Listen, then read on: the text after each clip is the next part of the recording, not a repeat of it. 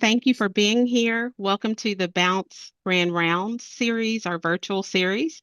Today, we're focusing on PACEs, positive childhood experiences, and I'm so excited about this topic. We are in partnership with the Bloom Kentucky Initiative. Today's key objectives are understanding the impact of positive childhood experiences and how they can serve as a buffer to adverse childhood experiences. We're going to learn how to use data as a tool to inform decision making to advocate and create positive childhood experiences in your community. We're going to gain insights into how policies can mitigate adverse childhood experiences.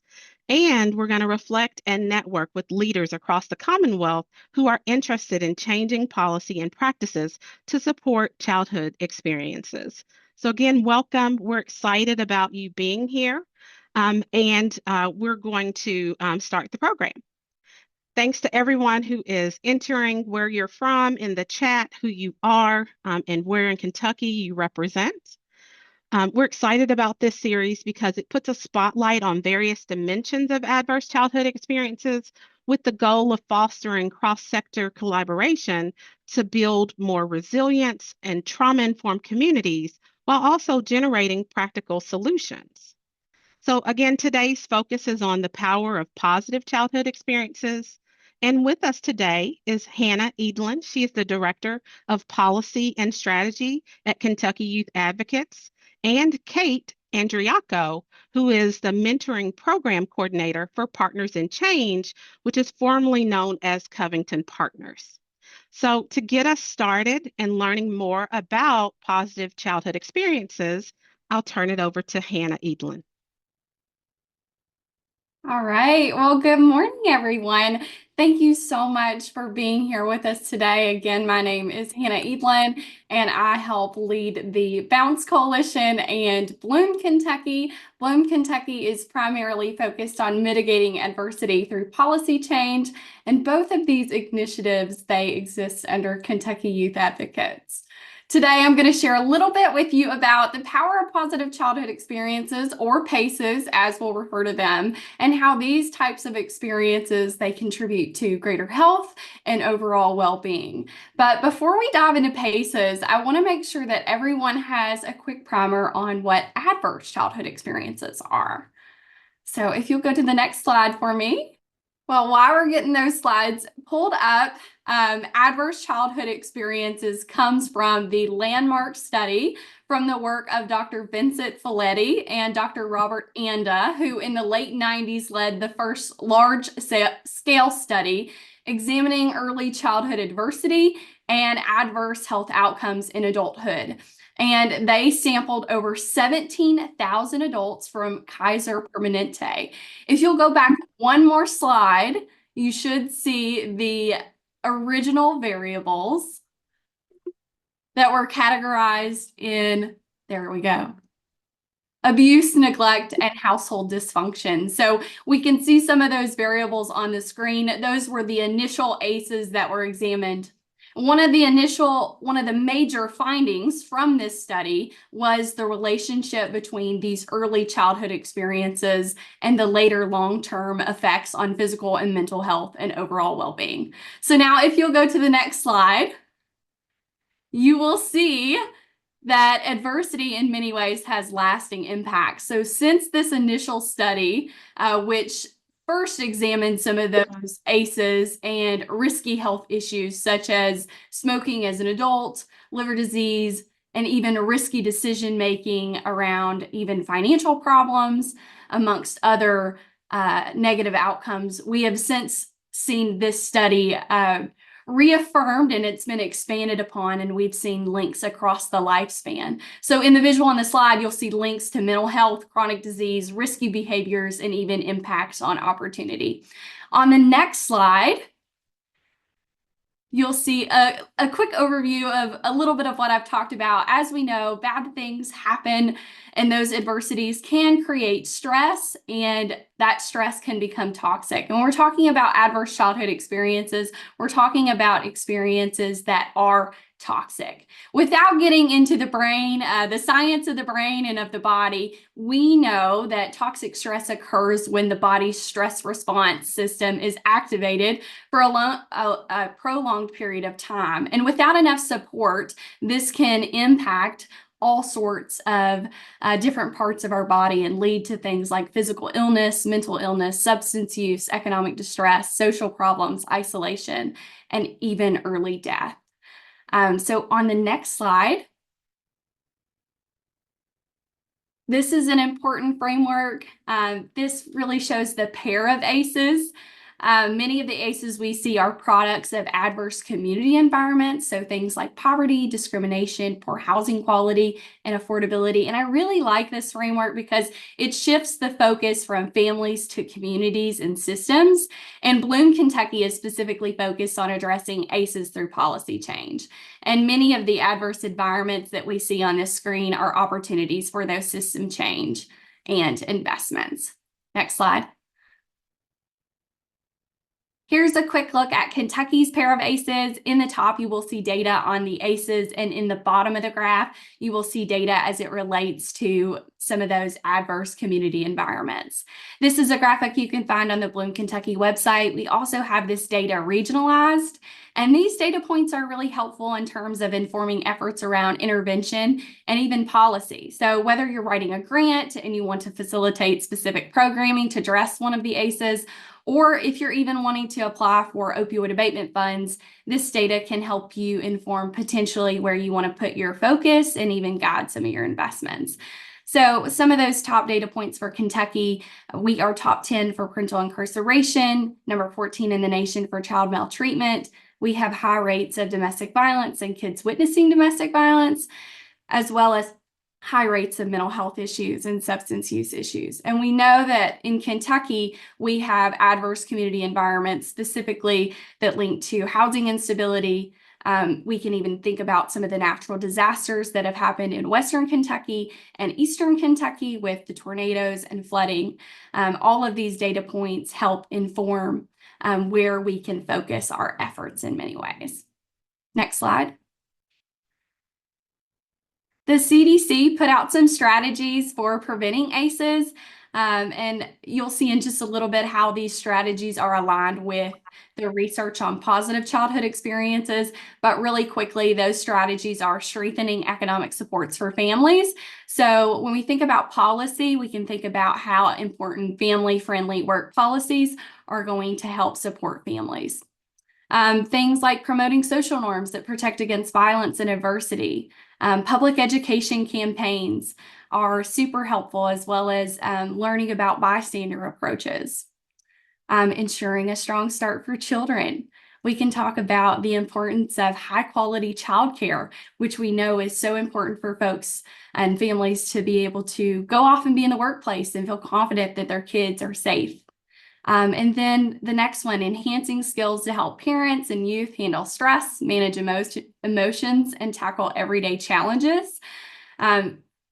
Skills are so important. We can look to programs like the HANDS program that helps support families while their kids are going through their early developmental stages, and thinking about those important skills that will help them be successful in the home and their kids as they're developing. And then connecting youths to caring adults and activities. We're going to hear a little bit about that in just a little bit when Covington Partners talks about the amazing work that they're doing through their mentoring program. And intervening to lessen immediate and long-term harm. So thinking about things like enhanced primary care and victim-centered services, as well as treatment to lessen the harms of ACEs. All right, on the next slide. You can go to the next slide. Perfect. So we talked a little bit about ACEs, their impact, their prevalence in Kentucky, as well as strategies to prevent ACEs. Now we're going to shift gears to talk about positive childhood experiences. I like to always think of PACEs and ACEs as kind of like two sides of the same coin. While we know that early traumatic experiences can risk are shaping our biology negatively, positive childhood experiences can shape our biology positively. So let's talk a little bit about what are positive childhood experiences. You can go to the next slide. So positive childhood experiences, if you'll click one for me, are interactions, environments, and relationships that promote a child's well-being and help build community resilience. You can click again. They prevent and mitigate the impact of trauma, toxic stress, or adverse childhood experiences. 2 more clicks. Studies show that PACEs are equally, if not more important for long-term well-being, as well as reducing the effects of adversity. And PACEs serve as an effective prevention strategy for ACEs and can help break the cycle of childhood trauma. You can go to the next slide. And go ahead and click that through. There we go. Oh, you'll go back for me. Thank you. There's 2 clicks there. Perfect. Recent research has emphasized the importance of positive childhood experience in building resilience and promoting long-term well-being. As you all know, the Bounce Coalition is all about building resilience in kids and families. And what I love about PACEs is they really shift the dialogue from focusing solely on adverse childhood experiences to a more hopeful perspective. You can go to the next slide. So on this slide, you'll see the 7 positive childhood experiences that were researched by Christina Bethel and her colleagues. And those positive childhood experiences are being able to talk with family about their feelings, feeling supported by family in difficult times, participating in community traditions, feeling a sense of belonging in high school, feeling supported by friends, having at least 2 non-parent adults who genuinely care, and feeling safe and protected by an adult at home. And there's a dose-response relationship with PACEs. So the more PACEs a child gets, the better their adult mental health is likely to be. So I want you to take a moment and to think to yourself, do any of these positive childhood experiences resonate with you? Were any of them present in your childhood? All right, you can go to the next slide.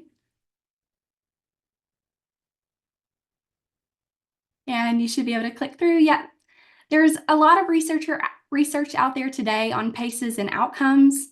Positive childhood experiences are linked to better mental health, physical health, social functioning, as well as overall life satisfaction.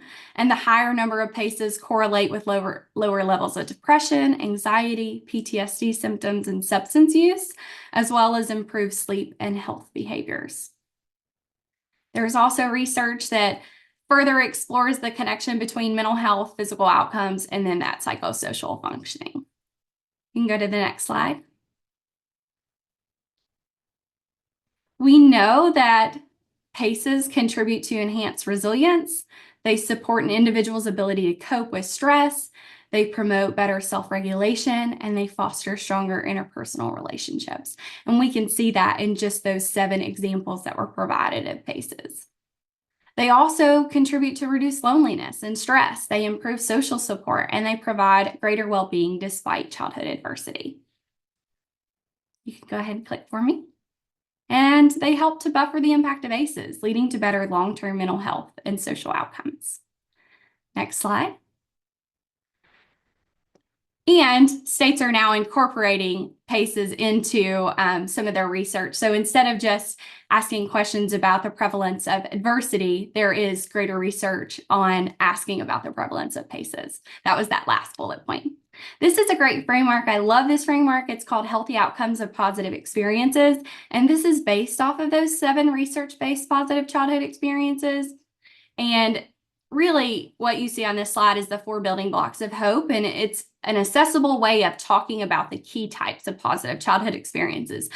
I always like to say, instead of remembering 7 things, you can remember 4 and think about how your policy or your practice or the work that you're doing may fall within the 4 building blocks. So those 4 building blocks are safe and supportive relationships, safe, stable, equitable environments, opportunities for engagement, and opportunities for emotional growth.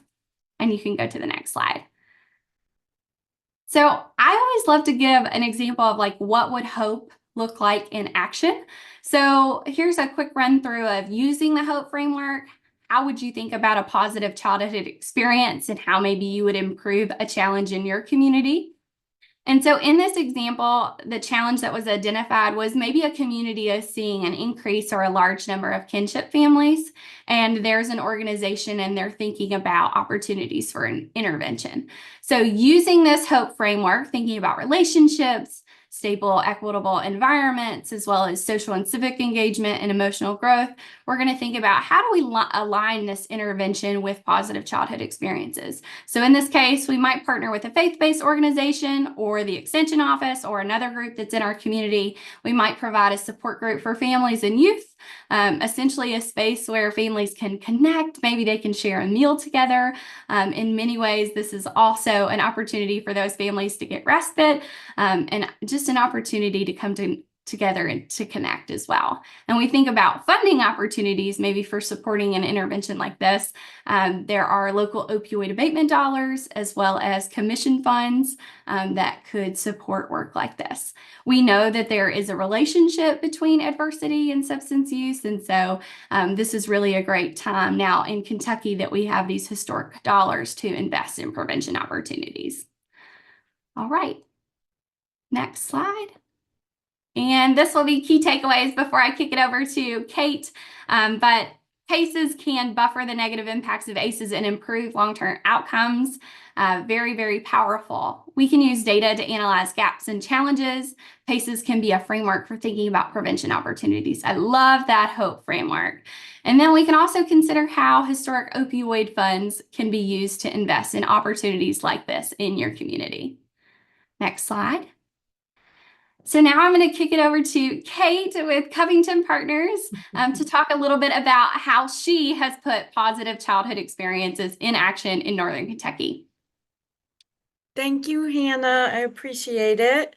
My name is Kate Andriacco, and like Hannah said, I'm a mentoring coordinator here with Covington Partners.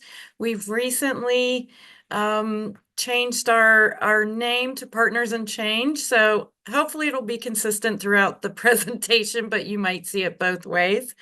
And so we can go ahead to the next slide. Thank you. So like I said, Covington Partners is it's a nonprofit branch of the Covington Independent Public School District, if that makes sense. So about 25 years ago, our school district was granted, had a very large grant. And from that, an actual 501(c) was created, hence Covington Partners. And we've just grown and expanded over the years. So as you can see here, this is our circle of influence, kind of a continuous improvement circle there that shows our 5 key program areas of focus. I'll let you read through those: out of school time, mentoring, prevention, health and wellness, and family engagement. And so these program areas actually work together to support the whole child. And that is kind of our goal here, is to support the students in Covington schools as best as we possibly can. Couple quick stats on our district here.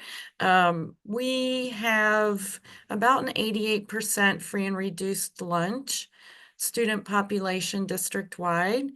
Racially, we're made up, it's getting a little bit closer to about 1/3 Hispanic Latino, 1/3 African American and multiracial, and 1/3 white or Caucasian. And then we hover around an 18 to 22% homeless student rate, as defined by the McKinney-Vento Act, just to give you some quick demographics of our district. And we can go ahead to the next slide, please.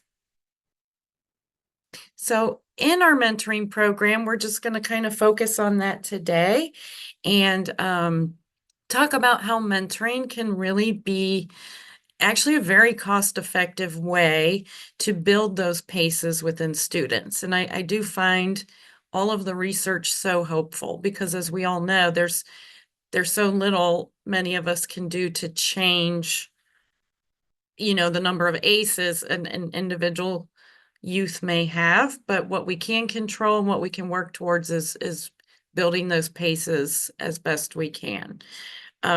So in our mentoring program, very, very quick overview. We typically have, give or take, about 300 mentoring matches per year. A lot of those matches they go longer than 1 year. So someone might start mentoring a student in 4th or 5th grade at the elementary level and continue all the way to graduation. We do ask for a 1-year commitment on that, but like I said, a lot of the matches last longer. So we have 4 different mentoring coordinators that comprise the mentoring program or staff the mentoring program. Right now, the vast majority of mentoring is school-based, and so that occurs at the student's home school. The volunteer adult mentor will go to the school once a week for 30 to 60 minutes, just kind of depending on if they're more elementary, middle, or high school level. We also have at the high school level work-based mentoring, which occurs at employers' work sites out in the community.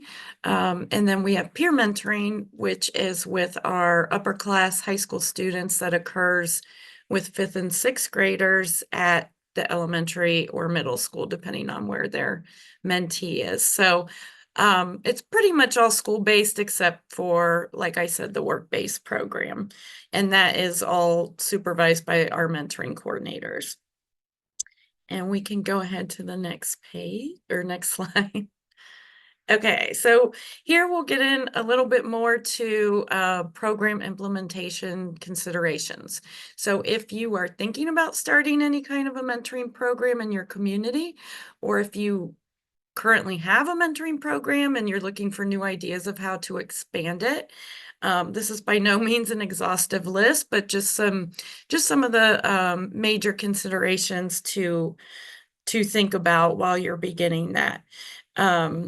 The first thing I would like to say, it's not on the slide, but one of your best resources if you're new to mentoring is going to be mentor.org. Mentor, all caps. It's the National Mentoring Partnership.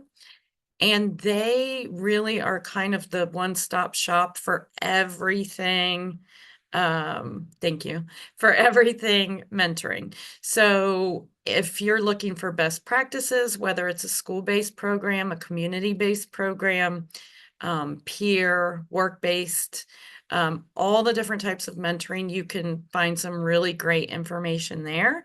And then from there, they direct you to even more resources. So that's always a great resource I like to share. But to get to our considerations here for funding sources, the first thing you want to think about, obviously, is where's the money coming from?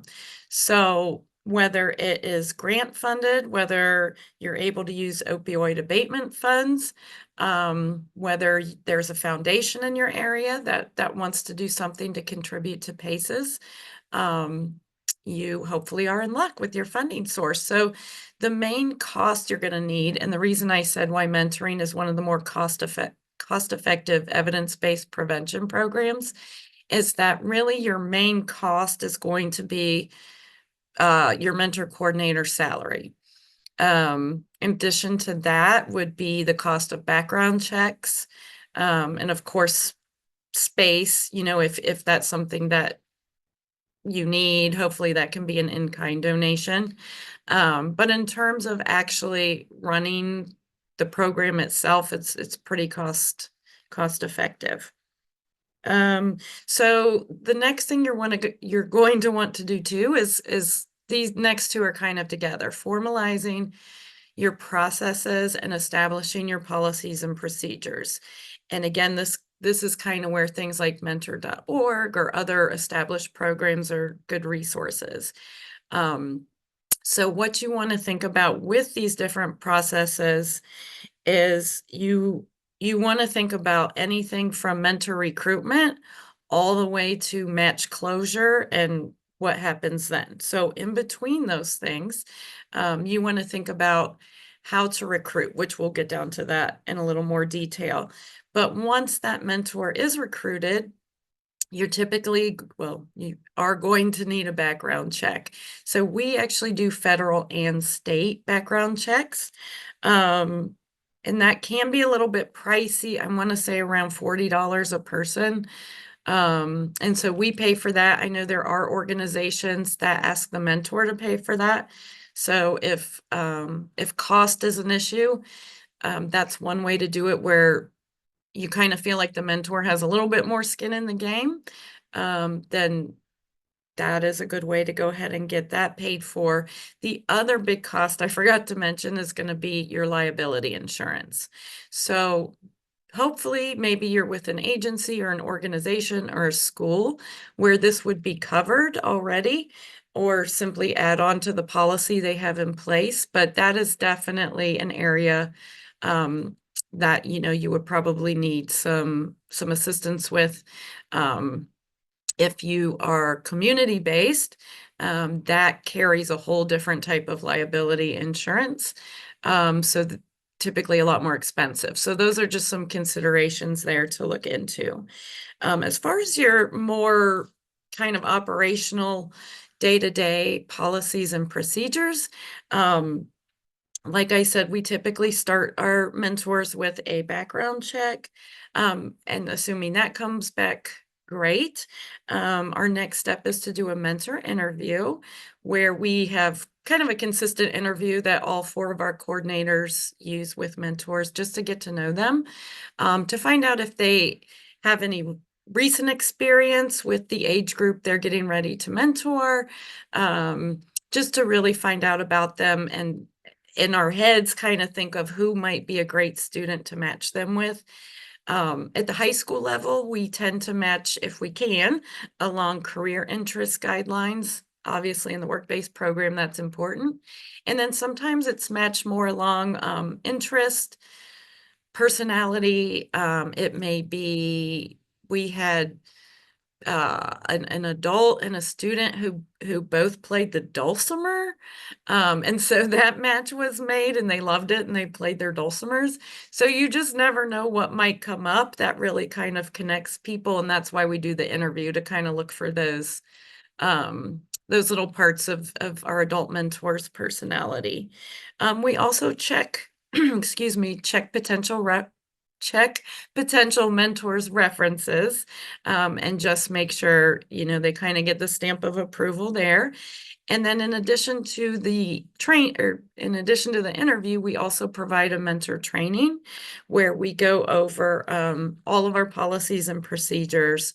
And that might be anything from the heavy hitters, obviously mandated reporting, confidentiality, all that good stuff. But then we also talk about things that might come up, so the mentor's kind of prepared. And that can be anything from, what is our policy on gift giving? What is our policy on social media connections or interactions? Our policy on emergencies, whether it's a fire drill, a lockdown procedure, things like that. We have to think about, if this adult is with the student, what do they need to know that may or may not come up, and kind of have them prepared for everything. So we do our trainings. Next up, we'll go ahead and talk about leadership support. That's just to say that this type of program is going to work so much better with great leadership support. So hopefully, if it's a school and it's your admin team, if it's a boys and girls club, whatever it may be, as long as you've kind of got that solid buy-in, it's going to be widely beneficial in the long run. The best way I have found to do this is to go ahead and ask some of your leaders, whether they're funders, donors, admin, supervisor, is to ask them to be mentors themselves. We definitely find that once someone is a mentor, they're fully supportive of it. They love it. They can't talk enough about it. They recruit other people for you. So I always encourage that. And then just segueing into volunteer recruitment here. A lot of people, that's kind of the first question they might ask, is how do you get your mentors? How do you get these volunteers. And I would say the best way to go about that is actually sometimes meeting with your youth and saying, do you have an adult, a positive adult in your life that you look up to right now? Do you have a role model? Do you connect with maybe a coach or maybe a teacher or a bus driver, someone, a neighbor that they come into contact with a lot, where they may be having more of an informal mentoring relationship. And then this might just be a way to kind of capitalize that and build it into a formal relationship. And so what I have found a lot is that those adults are very receptive of that. And they actually really like the framework and the structure and the discussion of boundaries. And I always say, blame me for everything. If you want to say, no, I can't give you bus money home because Miss Kate said we're not allowed to give you any money, that's the gift giving policy, then that's it. So what we find a lot of times is that people appreciate the formalization of the mentoring relationship. And then other places to recruit that we've had great success with has maybe been with connecting with someone at a business or an organization and offering to do sort of a virtual informational session about what is mentoring, what is the process, how does it work, all those questions. And so we have had a lot of success that way, just kind of giving a 101 to groups of folks virtually. And then from there, if they're interested, we do more one-on-one work with that. And then, like I said, too, your other best bet is going to be your mentors themselves. They will talk to their friends and family, their coworkers, their neighbors, and it's just kind of a fun process that can grow and expand and benefit the youth in your community. Next up are the youth. So just to talk about that, a lot of times we talk about, oh, are you referred to this program, referred to that program? I like to call that nominations. When I meet with a student and say, you've been nominated for this program because of, an adult in your life has found your leadership skills to be outstanding. They want to see that grow and see you flourish. The students really, really love that. So a lot of times we have referrals from students. They'll ask for a mentor. But again, that's kind of in a program that's been around for a while, because they might hear about it from their friends or siblings and, know that it's like a fun, helpful thing to do. So other places you can get those nominations would be from a school team, obviously, like a support team at a school. It may be from a church group. It may be from a connection with the juvenile justice system sometimes. Social workers are great with like case managers with referring to mentoring, things like that. And then next up is coordinator staffing. And this is just to talk about what's called match support. So your mentor coordinators, I would definitely recommend be at least a part-time, if not full-time employee, to do all of the things we've talked about in terms of recruitment, training, match support along the way. It can often, with the older students, it often becomes a little bit more like case management, where the mentor coordinator is working with the adolescent or teen, the mentor, oftentimes a parent or guardian, and then oftentimes a school contact would be like a school counselor, certain teacher, just to see how to best meet those students' needs. And then parent and guardian engagement. Obviously, this is fantastic. And some of the most effective mentoring relationships that I've seen have had some great involvement or relationship between the parent or guardian and the mentor to kind of make sure they're on the same page. This is especially important with community-based matches, that there be a relationship there. Not quite as intense with school-based, but always definitely welcome and helpful. And then data collection and analysis and continuous improvement. We can actually go ahead to the next slide here. But what we measure, this is just a real quick, just threw this up here for people to take a look at, see what type of data is collected. But like I said, you can see on there a couple years ago, we had about 155 matches district-wide. And then 2 years later, 319 matches. And so we did add a fourth coordinator in between in 2023. So you can kind of see the jump there and what a difference that can make in terms of how many young people you can serve. And so what we measure always are student attendance, student grades, and student behavior. So you can see on there some of the results we've had. We haven't quite met our attendance goal, but I think most of our other goals are moving along great. One thing I'm very proud of, 23-24, we had all those 319 students that had a mentor had an average GPA of a 3.0, which can be challenging. So that was very exciting for us.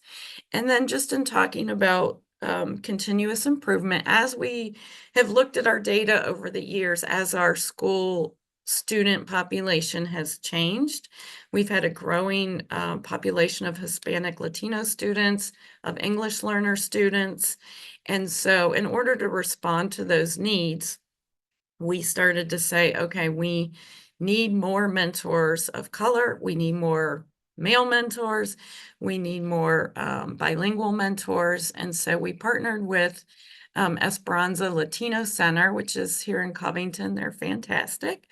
And so we really worked together with them. And so we were able to move the needle a decent amount on recruiting mentors who are bilingual, whether or not they're Hispanic or Latino themselves. We really wanted our mentors to be able to speak Spanish, and so that's been great. So that's just kind of one example of the continuous improvement, and we can go ahead and move to the next slide. And so here we're gonna get into it a little bit, and how does mentoring affect PACEs? So as you can tell, our mentors really become a part of that child's relational support system. So they definitely augment the care that the child or teen is receiving at home, and kind of provide that extra layer of unconditional support for the student or child. Another thing that I found is that it really is about the consistency of showing up. So as our mentors meet with students consistently, week after week, or at least say, hey, I'm out of town next week, I'll see you in 2 weeks, just to let them know. What we have found is that consistency has really been key in the most effective mentoring relationships. The mentors are demonstrating, their unwavering care and concern for that student, as well as just modeling the consistency. And every time a student walks into their school-based mentoring meeting with the adult, it's known that they're going to get out their iPad and go to Infinite Campus and show the mentor like where their grades are that week. That's just kind of how we just start modeling that from day one with our matches at the high school level. I don't think that happens at the elementary level, but it just kind of sets the tone for the check-in so that the student is, knows they're accountable to someone else. Even if the grades aren't there that day, it's still important to be able to say, okay, here's where the grades are. Do you have any missing work? And, what are we going to do to meet your main goal, which is graduate and then post-grad plans. So all that to say that obviously mentoring does build that trust, that emotional security with the students. And so the students are consistently being given that consistent guidance and support that is likely matching what they receive at home. And so another thing that our mentors do is they help encourage the self-confidence in young people, and then help set realistic goals and then celebrate when those goals are reached. So whether that's I want to get a C or better in geometry, let's check in with that every week and see if we can even boost it up a little bit. But we're going to set this realistic goal and celebrate it. And so a lot of our students feel very empowered by kind of having this shared power with their mentor over their own life. So it's not so much as an adult sitting down and saying, you need to do this. It's more about sitting down and saying, where are you? What are you struggling with? How can I help? What are you proud of? What goals can we set moving forward? And of course, we have to have fun in there too. So everything has to be done with a little bit of fun and care. And so our students really feel like someone is there advocating for them and empowering them.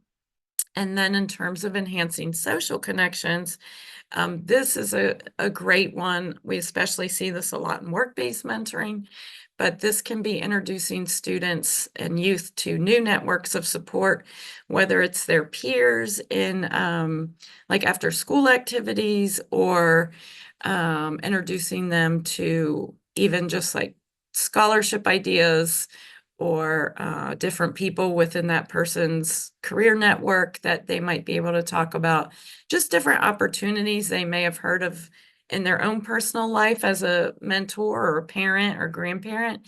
They can often bring all that information to our students. And then what we have is that one-on-one relationship with that positive adult. They can focus solely on that student, whereas our guidance counselors and myself and teachers are working with, 75 to 150 students. We want to be able to give students that time and attention, but oftentimes it doesn't compare to what, a mentor can offer in terms of one-on-one. So excuse me. So just to talk a little bit about how mentoring can serve as a buffer against ACEs. It's a lot of similar things here, but just helping that student in the more challenging times, or a crisis, or something comes up at home, having that relationship that's been consistent, where there's been trust, where there's been kind of lessons on emotional regulation already, or just feeling secure with that person, can often figure in when things are very challenging and the first person the student wants to talk to is their mentor. And so also with promoting resilience, it is just that mentor can guide in the coping mechanisms, always helping give new ideas on how to problem solve, how to manage their stress, how to manage conflict, whether it's with other peers, a teacher, a parent, things like that. And then just increasing those resources as well for students, whether it's advocating or helping the student advocate more for themselves in the school setting, in a job setting for older students, and even in the home setting. So yeah, our mentors are wonderful with PACEs. We can go ahead to the next slide. This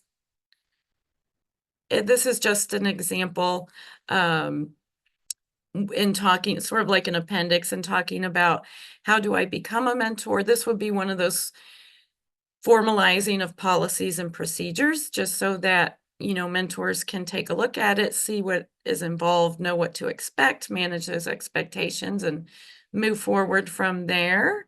And we can go ahead to the next slide. Any questions? Sorry, that was kind of an abrupt ending, but does anyone have any questions?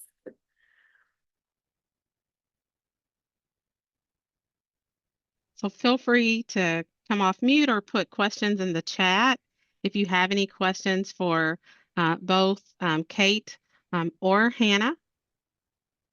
And while we're waiting for questions, I just want to say a big thank you to both Kate and Hannah for presenting today this part of the Grand Rounds. And in a few seconds, we will transition to doing some breakout sessions. So just giving it a minute to see if there are any questions. Anyone need to come off mute? If you'll raise your hand, we'll acknowledge you and let you come off mute.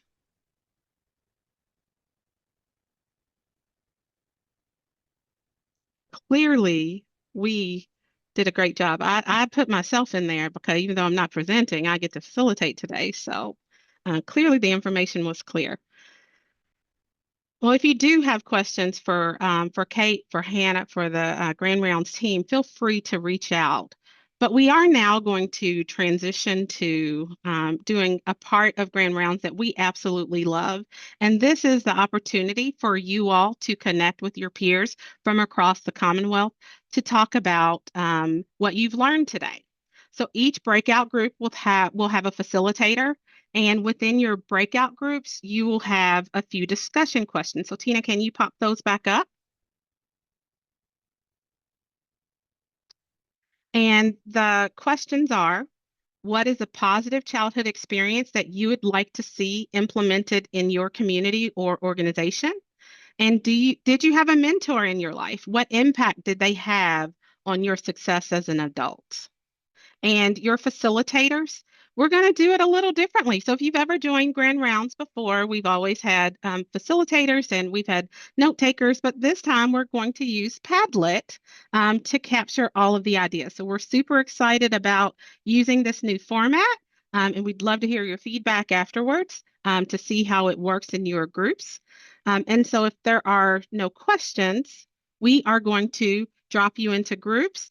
Please turn on your cameras if you have your cameras off. We'd love to see your faces in the groups. The facilitators are going to want you. This is your opportunity to chat in a smaller setting. Again, I want to say a big thank you to Kate and to Hannah for presenting today. Kate, I know you have to jump off here like right now. And so if you have questions for Kate, you can reach out to her, to Hannah. And Tina, you can open up our groups. Well, hello again, everyone. Welcome back. Thank you so much for joining your breakout rooms and having such fabulous conversations. We're excited to do the share out part of our session today. And so what we will do is we will have each group leader to take about 1 minute to talk about the first question, which is what's a positive childhood experience that you'd like to see implemented in your community or organization? And then after each group talks about that, then we'll open it up for the larger group to talk about the second question, which is, did you have a mentor in your life and what impact did they have on your success as an adult? And so we'll start with group one, Dr. Jennifer Porter. If you will just take 1 minute to talk about those positive child the answer to the first question. All right. So our group overall, we talked about having two adults and not just mom and dad. So the wider community. Also having a child being able to communicate their feelings, and then teaching parents to love differently. We were saying it might be cultural, but we also talked about it might be generational, how it was not acceptable to show your feelings and always having to be strong, and then having more resources for non-English speaking families to get those kind of parenting resources. Thank you, Jennifer. Jacqueline Craig, and you can follow along the Padlet with us. Naomi, I did it. I figured out how to do it. That's my first update. I Number love it. two, we spoke about like having a community center for teens. Multiple folks mentioned that would be an opportunity for folks for kids to connect with other kids, which was a positive childhood experience, and also with caring adults.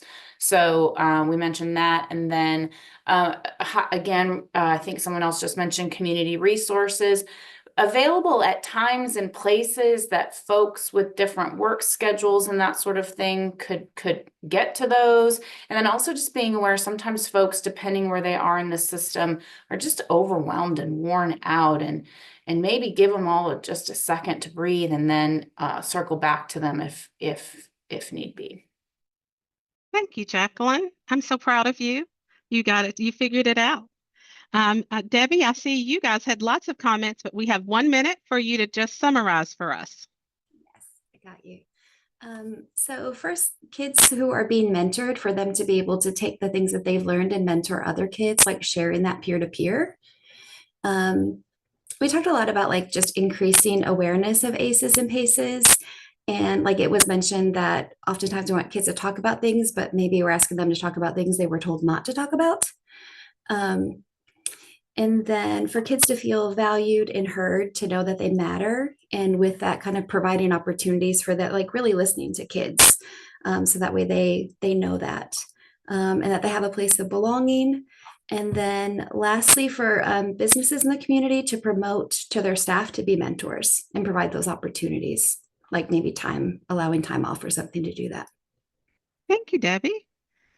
Courtney. Yes. So we talked about the benefits of having PACEs and support integrated into schools, and specifically in the trauma-informed care plans as well.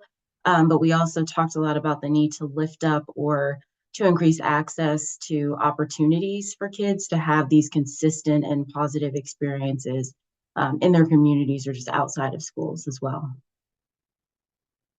Thank you, Courtney. You guys, facilitators, you are on point today.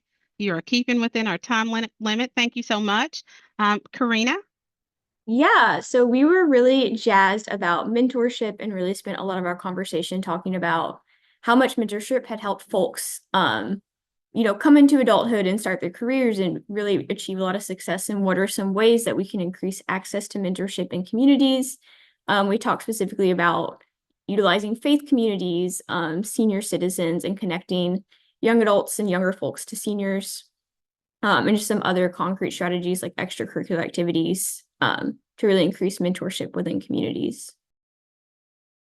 Thank you, Karina. Crystal?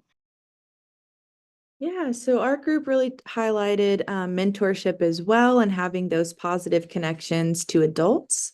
And then having a rec center, just community center where kids can go to have a safe place to have positive connections with one another, do activities, and also to have, again, that positive connections with adults.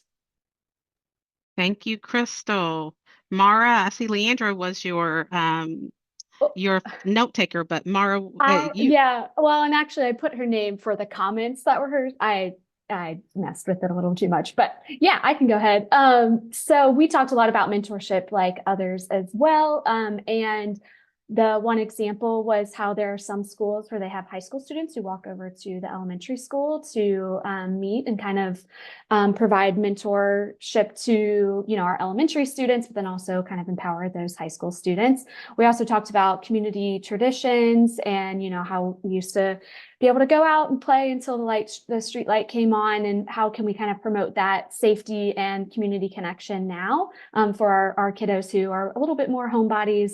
And, one idea would be like organizing a neighborhood family bike ride or something like that. So a few other ideas there too, but I think those were some of the ones that stood out. Thank you, Mara. And Clarissa? Hey.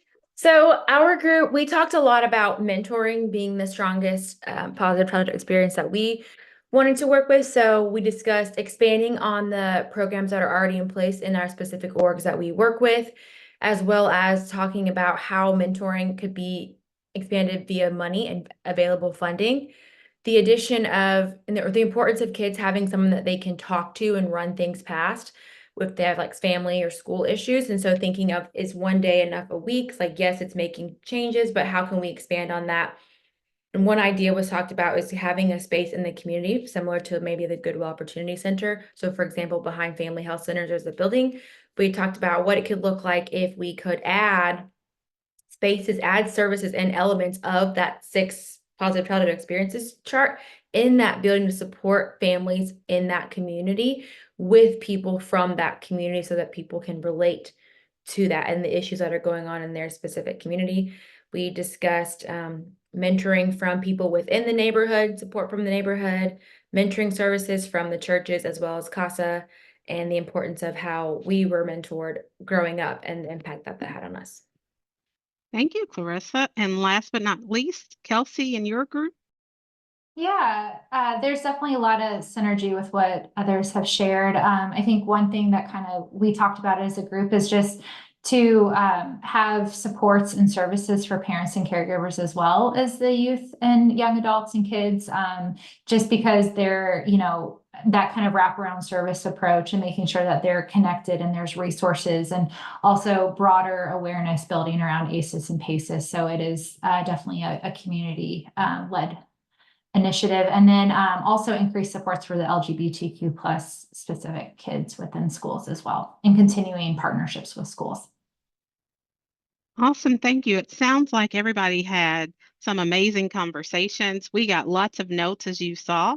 And can feel free to go back and look if there's something that sparks some interest for you.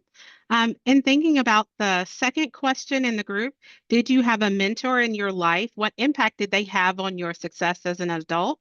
Does someone want to come off mute to talk about a mentor that they've had, maybe some unusual situation, or they affected you in such a positive way that you would love to share?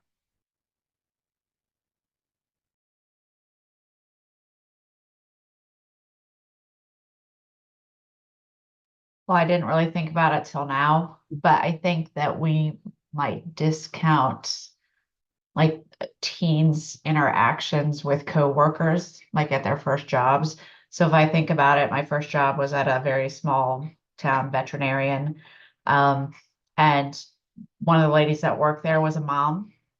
And so she had teen kids my age. And so we developed a friendship, and she probably parented to me more than I realized because our interactions together were as equals at the same job. But we also developed a friendship. So that was definitely a very strong adult connection in my life that I wouldn't have otherwise had. Thank you, Barb. And thank you for that different approach to thinking about mentoring. We appreciate that. We have time for maybe one more person to come off mute. I had a kind of similar experience, but it was someone I used to babysit for. And I'm still friends with this person today. But Maureen was someone that both my sister and I could go to her house and hang out if, things weren't good at home or we just needed to kind of get away. And she would do things like, save our babysitting money for us and give it to us all at the end, at a certain time that she knew that we would need it, and like kind of just taught us like how to do like things like that. And she was a wonderful influence and a great person. Like I said, someone who I'm still like friends with today, but she treated me not like a kid that I was, but like a friend. Thank you, Melissa. Again, another unique opportunity to think about mentors and people who were good influences and positive influences in your life. So we are coming to the end of this session. We do have a survey that we would like for you to fill out for us and believe me when I say, as the chair of the committee that plans these things, we really do look at your answers to the survey. But before you jump off, I would love to do a small plug, and Hannah, feel free to jump in if you'd like to add anything. But there's Bloom, Kentucky is having a summit on May the 7th, and it's called Together We Bloom, Cultivating Kentucky's Future. This is an opportunity for you to join thought leaders, policymakers, and advocates for a one-day summit hosted by Bloom, Kentucky, to cultivate positive childhood experiences through policy and systems change. And that summit is going to be on May 7th. And so you'll see that Hannah put into the chat a link to register for the summit. And if it's really neat on the website, there's a countdown for the save the date. There's 202 days, 22 hours, 55 minutes exactly until that summit happens. So if you need a countdown to know when Derby time is coming, because that's about when this is happening, a little bit right after Derby, you got a countdown on the website. So again, we'd love to hear from you from the Bounce Grand Rounds Committee. So please take the survey. Feel free to take a look at the Bloom Summit. And again, we also are looking for volunteers to help us to plan these types of opportunities to gather. So if you would love to join the Bounce Grand Rounds Committee, feel free to reach out. You can put something in the survey, and believe me, we will reach out to you, and because we'd love to have you. So thank you, everyone. Thank you for joining. I know an hour and a half is a long time, but hopefully you got some feel good and good information to share with others. Again, thank you for being here.